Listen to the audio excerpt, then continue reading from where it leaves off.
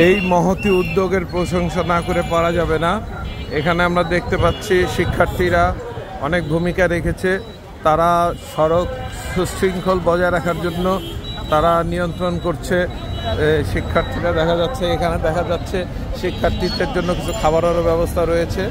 তারা যে দায়িত্বটা পালন করছে অত্যন্ত চমৎকার।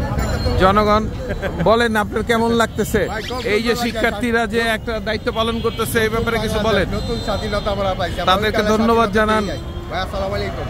ঠিক আছে,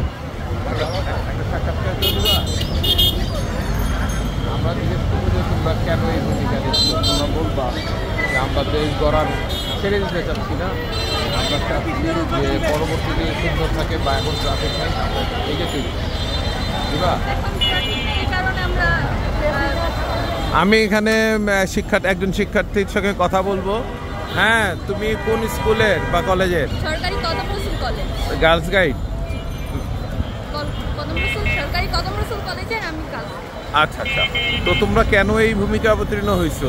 এখন ট্রাফিক পুলিশ নেই, এই কারণে হচ্ছে আমরা এই শৃঙ্খলা করছি। আর হচ্ছে আপাতত ধন্যবাদ তোমাদেরকে। দেশ গড়ার কাজে যারা ভূমিকা রাখছে তারা শুধু দেশটাকে স্বাধীন করেই ক্ষান্ত হয়নি, দেশ পুনর্গঠনেরও তারা দায়িত্ব নিয়েছে। আমরা দেখতে পাচ্ছি যে যেহেতু ট্রাফিক নেই তাই তারাই নিয়ন্ত্রণ করছে, বিশেষ করে স্কুল কলেজের ছাত্রছাত্রীরা এবং তাদের গার্লস গাইড, রোভার, রেঞ্জার সবাই একসঙ্গে নেমেছে। তারা এই দায়িত্ব পালন করছে শৃঙ্খলতা বজায় রাখার জন্য।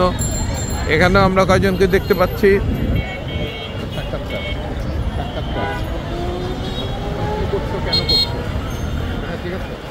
আমরা একজন শিক্ষার্থীর সঙ্গে কথা বলবো তাদের এই প্রশংসনীয় ভূমিকায়। হ্যাঁ, আপনারা কি করছেন? যে আমরা ট্রাফিক কেন করতে আসলেন এটা? কারণ এটা আমাদের দায়িত্ব, এখন এটা আমাদের দায়িত্ব, তাই আমরা করতেছি। আচ্ছা, ধন্যবাদ ধন্যবাদ। তো আমরা দেখতে পাচ্ছি আসলে স্বতঃস্ফূর্তভাবে শিক্ষার্থীরা এখানে দায়িত্ব পালন করছেন। তারা একটা সুস্থ সড়ক, যাতে সড়কের শৃঙ্খলা বজায় থাকে। এখানে আমরা স্বেচ্ছাসেবক লাগানো ইসলামিক আন্দোলন দেখি একটু ব্যানারটা নেই। এখানে একজনকে দেখা যাচ্ছে ইসলামী ছাত্র আন্দোলন বাংলাদেশ শাখা। আপনি একটু বলবেন যে আপনি কোন সংগঠন, একটু ব্যাখ্যা করুন। আমি হচ্ছে পীর সাহেব চরমনা যে সংগঠন ইসলামী আন্দোলন বাংলাদেশের সহযোগী ইসলাম ছাত্র আন্দোলন বাংলাদেশ। কি করছেন আজকে আপনারা? আজকে আপনারা জানেন আমাদের বর্তমান চাষার শহরে প্রশাসন ট্রাফিক না থাকায় যে সংকট তৈরি হয়েছে, যে যানজট চলে এসেছে, সেই যানজট নিরসনের জন্য আমরা নিঃস্বার্থভাবে কাজ করে যাচ্ছি। ধন্যবাদ আপনাকে, ধন্যবাদ।